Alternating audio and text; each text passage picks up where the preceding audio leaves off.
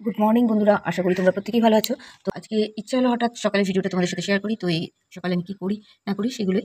তো সেই কারণে সকাল টাইমটা খুব প্রচণ্ড চাপে থাকি। তো তার মধ্যেও চেষ্টা করলাম আজকে একটু তোমাদের সাথে শেয়ার করতে। এখন প্রায় 5:30টার মতন বাজে।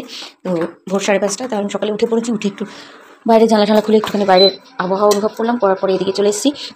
সেদিকে চাটাও করলাম। এদিকে তিস্তার ছোলা সেদ্ধও হয়ে গেছে, রাখার জায়গা পাচ্ছি না রান্নাঘরে, এমন ছাড়া বড়। এরপরে তিস্তার জন্য বসিয়ে দেবো কিনোয়াটা খাইয়েই পাঠাবো। ডাল আর কিনোয়া আমি এখানে ভিজিয়ে রেখে দিয়েছি অলরেডি। হ্যাঁ, এবার কিনোয়াটা বসিয়ে দেবো।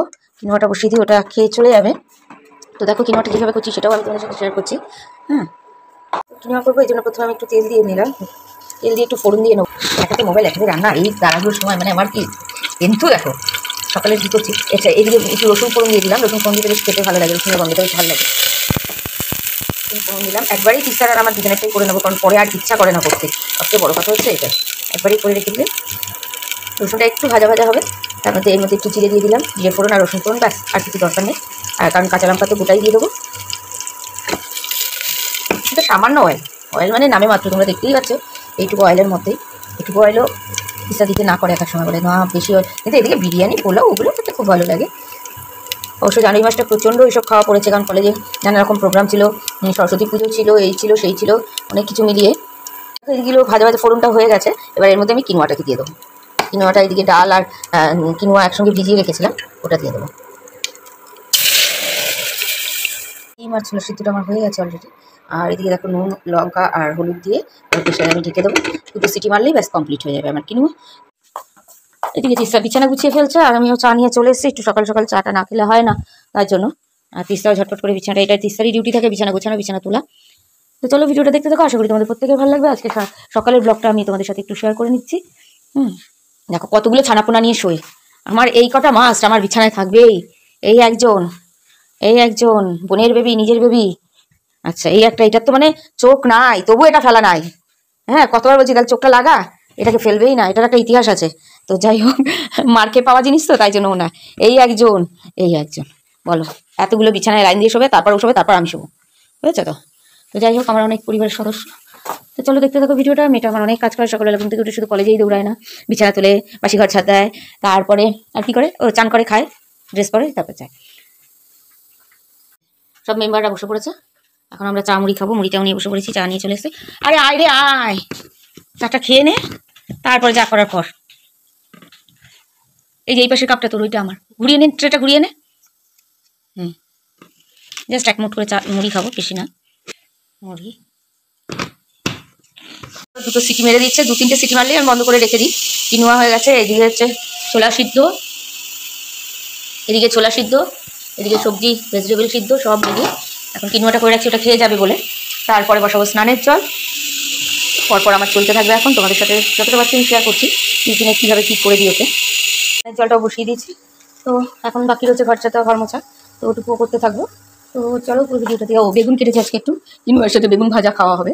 তো ওর আর আমার একবারই আমি করে রেখে দিই, নাহলে না আর ইচ্ছা করে না, তখন একার জন্য পরে আবার কিছু করবো, ও আর ইচ্ছা করে না। ও না, স্যান্ডউইচের সবজি কাটতে হবে, ভুলে গেছি। ডিম সিদ্ধ করা হয়ে গেছে, আজকে টিফিনে দেবো, স্যান্ডউইচ দেবো, ছোলা সিদ্ধ দেবো আর ভেজিটেবল সিদ্ধ দেবো। তো একটু পরেই কাটি সবজিটা। এদিকে ওর টিফিনটা তৈরি করবো। টিফিনের জন্য হচ্ছে এই যে বিনসগুলো একদম ফাইন করে চপ করে নিয়েছি, পাতলা পাতলা করে। ক্যাপসিকাম কুচিয়ে নিয়েছি, গাজর কুচিয়ে নিয়েছি, গাজর গ্রেট করে নিয়েছি গ্রেটারে। আর ডিম সিদ্ধ সাদা অংশটা নিয়েছি, ডিমটাকেও গ্রেট করে নেবো, গ্রেট করে এর সাথে মিশাবো। আমাকে গোলমরিচ গুঁড়ো করে দিয়েছে, আর এদিকে ডিম গ্রেট করে নিয়েছি। এগুলো সবকিছু মিশাবো, আর একটা জিনিস লাগবে এর মধ্যে। তো সমস্তটাই তোমাদের সাথে শেয়ার করছি, আশা করি তোমাদের ভালো লাগবে। দেখতে থাকো কীভাবে টিফিনগুলো আমি রেডি করি। মধ্যে আমি ডিমের গ্রেট করা ডিমটা নিচ্ছি, সমস্ত কিছু যা যা সবজি গ্রেট করেছি সমস্ত কিছু এর মধ্যে আমি নিয়ে নিচ্ছি। সব ধুয়ে ভালো করে কুচিয়ে নিয়েছিলাম।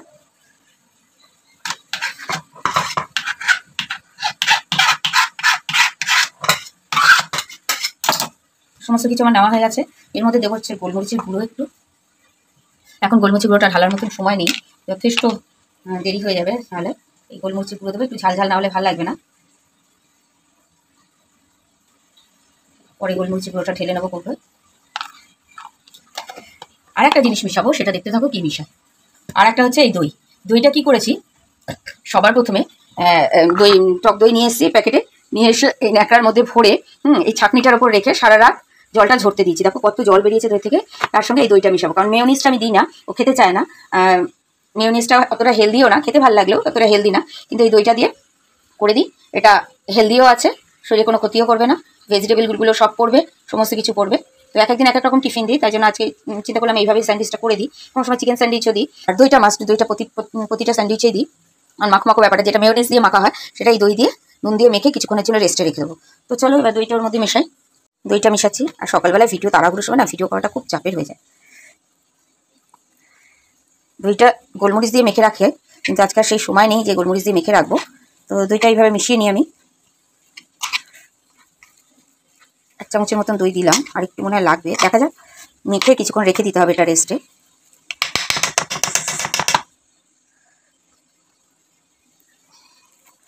মানে একটা ছোটো প্যাকেটে দই আনলে 2 দিন হয়ে যাবে, ওর অসুবিধা নেই। দইটা মেশানো হয়ে গেছে, এটা কিছুক্ষণের জন্য রেস্টে থাকুক। তারপরে আমি পাউরুটি দিয়ে করবো স্যান্ডউইচটা, কিছুক্ষণ একটু ভিজুক। চলো ওইদিকে কী কাজ হচ্ছে একটু করে নিই। এরপর ঘর মোছা বাকি রয়েছে, মোটামুটি ও যেটা খেয়ে যাবে সেটাও আমার রেডি করা হয়ে গেছে। দেখো টিফিনে যাবে সবজি সিদ্ধগুলো যাবে, এটা একটা টিফিন যাবে। নেক্সট যাবে হচ্ছে ছোলা দিয়ে শশা দিয়ে মেখে দেবো।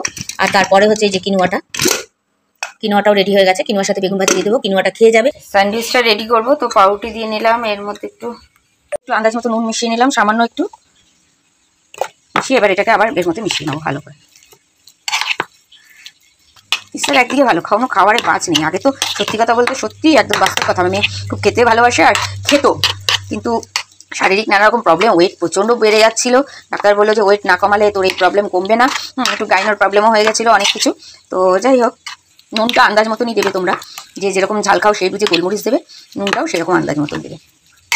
সব কিছু মেশানো হয়ে গেছে, এদিকে পাউরুটিগুলোও আমার রেডি করা হয়ে গেছে। দেখো, তো 6টা পাউরুটি আমি নিয়েছি। এবার সব কটা পাউরুটির ওপর আমি দিয়ে দেবো, 3টে পাউরুটির ওপর দেবো, আর বাকি 3টে তোমার ওর ওপর চাপা পড়বে। যা আছে ভাগ করে 3টে পাউরুটিকে আমি দিয়ে দিচ্ছি। একাতে ভিডিও, একাতে এই বাপরে বাপ। তো দেখো 3টে পাউরুটির মধ্যে আমি ভালো করে মাখিয়ে নিয়েছি।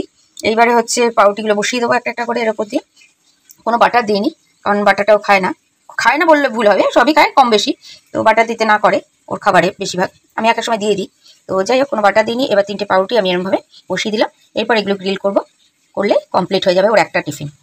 3টে টিফিন আমি অলরেডি মোটামুটি দিই, ওই সবজি সিদ্ধ দিয়ে, ছোলা সিদ্ধ দিয়ে, আর তারপরে এক্সট্রা একটা টিফিন যেটা স্যান্ডউইচ দিই, কোনো সময় ওটস করে দিই, কোনো সময় রুটি দিই। সেটা এক একদিন এক এক রকম দিই। এই ভারী টিফিনটা এক একদিন এক এক রকম দিই, কিন্তু সবজি সিদ্ধ আর ছোলা সিদ্ধটা রেগুলার থাকে। শশা কুচিয়ে নিয়েছি, গোলমরিচের গুঁড়ো দিয়েছি, আর ছোলা সিদ্ধ করে রেখেছিলাম সেই ছোলাগুলো দিয়ে দেবো। আর কিছুই দেবো না, কারণ ছোলাটা আমি নুন দিয়েই সিদ্ধ করেছি, আলাদা করে নুন দেবো না, নুন দিলে শশা থেকে জল ছাড়তে থাকবে, সেই কারণে এই ছোলা সিদ্ধ দিয়ে দিলাম। এগুলো মিশিয়ে খেয়ে নেবে।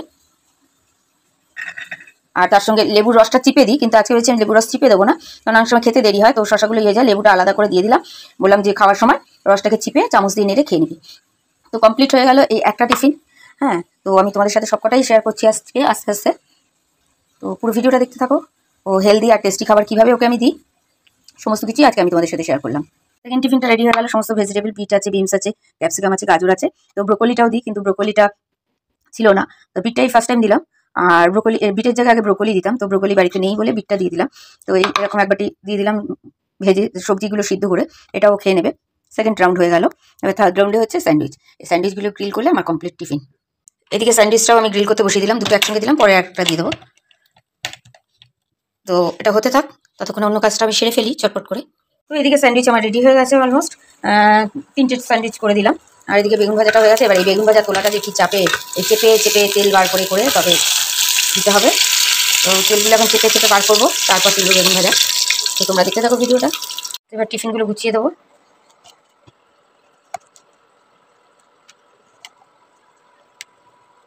কমপ্লিট, ওর খাবারও পুরো রেডি হয়ে গেছে, তো এটাই ও খেয়ে যাবে। তো চলো, এখন তিস্তাকে আমি যাচ্ছি দিতে, বাসে তুলতে, কলেজে দিতে না, বাসে তুলতে যাচ্ছি। তো সব কিছু হয়ে গেছে, দরজায় তালা দিয়ে যাই, কারণ বাড়ির সবাই ঘুমাচ্ছে উপরে, সেই কারণে আমি তালাটা দিয়ে গেলাম, দরজা দিয়ে যাই। ও বেরিয়ে গেছে অনেকটা আগে, এবার আমি বেরোচ্ছি, দৌড়াচ্ছি ওর পিছন চলছে আগে, আমি পিছনে। তো চলো, আজকে ভিডিওটা এই অবধি, দেখা হচ্ছে আবার অন্য কোনো ভিডিওতে। তোমরা ভালো থেকো, সুস্থ থেকো।